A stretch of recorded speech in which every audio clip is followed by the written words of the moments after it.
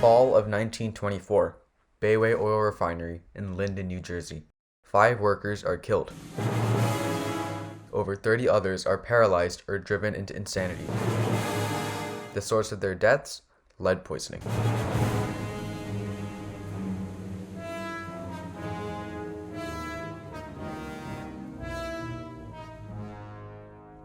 Funded by the oil and chemical industries, the production of leaded gasoline in refineries like Bayway skyrocketed.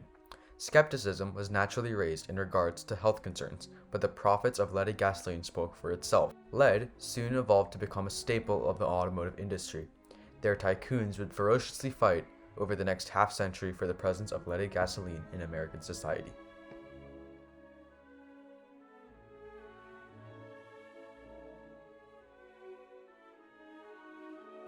The debate over leaded gasoline from the 1920s to the 1970s successfully resulted in the lack of regulation of leaded gasoline because the government did not take initiative in controlling the relationships between it, the American people, and large corporations.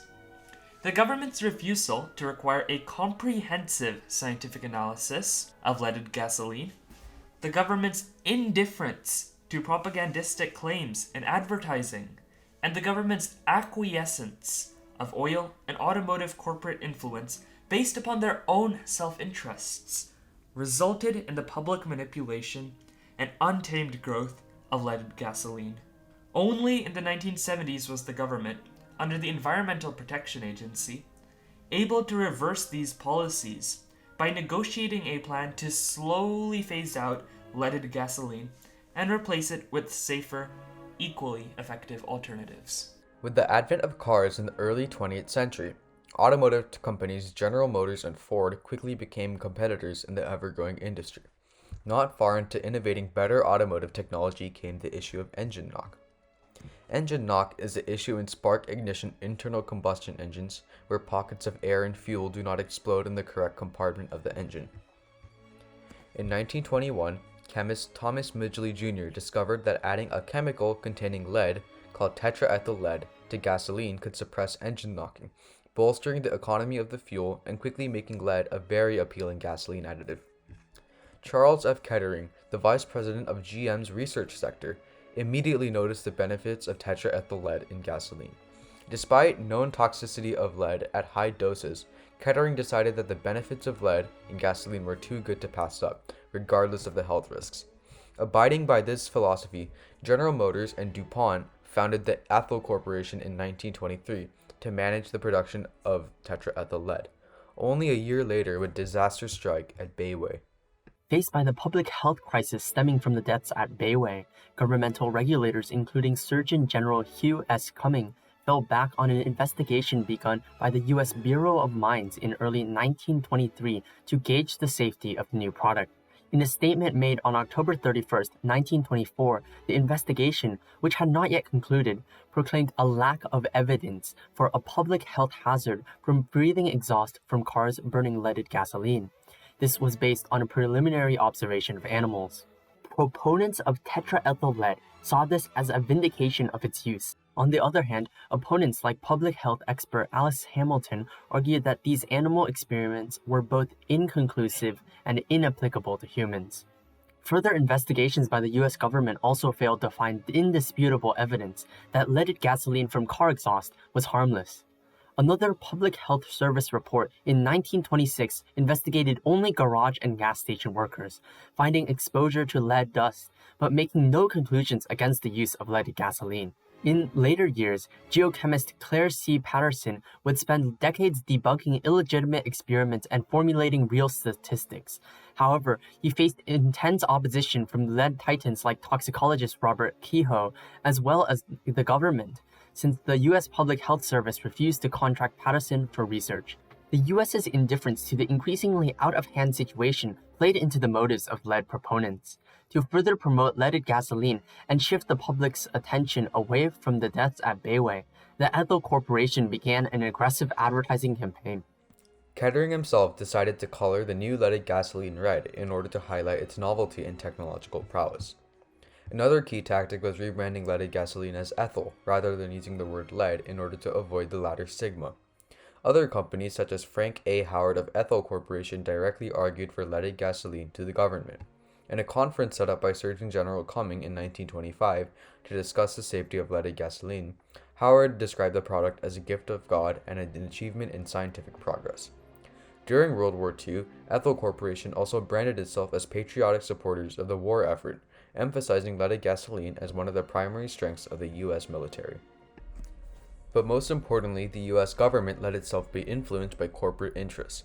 The Bureau of Mines investigation, for example, was kickstarted after GM executives successfully negotiated for GM to fund the investigation, and for the Bureau of Mines to give it the needed equipment and legitimacy. As part of the diplomacy, the Bureau of Mines not only agreed to use ethyl instead of lead to refer to the substance, but also gave Ethel Corporation veto power over its results. The Surgeon General's conference in 1925 was also dominated by business interests, with companies sending over 25 representatives. The U.S. government let oil and automotive corporations hold a near monopoly over lead research. Research papers debunking Kehoe's fabricated experiments would be challenged by Kehoe himself, creating a raging debate between health skepticists and fierce proponents. In the 1970s, the Environmental Protection Agency, or the EPA, finally initiated a proper lead phase-out in America. Research from scientists like Herbert L. Needleman during the 60s and through even the 80s was able to prove the effects of lead poisoning on impoverished children. Along with new regulations from the Clean Air Act of 1970, cars are required to utilize catalytic converters to control emissions. Tetraethyl lead damaged these devices, prompting a full phase-out of lead in accordance with environmental and public harm until it was completely phased out in 1996. At the time of its invention, tetraethyl lead was known to be poisonous and dangerous. Indeed, there was severe backlash against it in 1925, when 5 workers died from exposure at the Standard Oil Refinery in Elizabeth, New Jersey. Dozens of others suffered from symptoms such as low blood pressure, extreme nervousness, headaches, and delirium. One worker went so violently insane that he had to be restrained in a straitjacket, where he died. However, throughout the mid-20th century, leaded gasoline was considered normal and harmless by the public at large. This exposed millions of Americans to tetraethyl lead. With the eventual phase-out of tetraethyl lead, however, the problem of engine knock still had to be solved. One of the most common anti-knock agents today is ethanol. Ethanol was considered as far back as the 1920s, but was foregone then in favor of tetraethyl lead. Tetraethyl lead also had a key effect during World War II, where it was used as fighting fuel, considered state-of-the-art technology that would give the Allies an advantage over their enemies. This propaganda would contribute to the poisoning of soldiers and the future acceptance of leaded gasoline. Leaded gasoline also shed light on the relationship between government regulation and the growth of industry in general. The power of the propaganda spewed by companies such as General Motors was so strong that it bypassed the entire passive government. Much of this propaganda was scientific research, riddled by a major conflict of interest, which the government did not bother to verify. The adoption of scientific progress was seen as a key marker of advancement in the industry. When that science was warped and corrupted, however, in the name of progress, there were lasting repercussions for the government, corporations, and the American people. In essence, government negligence regarding the regulation of tetraethyl lead in gasoline was the primary reason for the dominance of oil and automotive companies in the debate over leaded gasoline in the 1920s. Weak governmental action, such as failing to properly address the objections of experts like Alice Hamilton on the basis of protecting public health, allowing corporations to promote the product with exaggerated claims, and letting themselves be controlled by oil and automotive interests, led these companies to seize their chance to cement leaded gasoline as a symbol of 20th century scientific progress.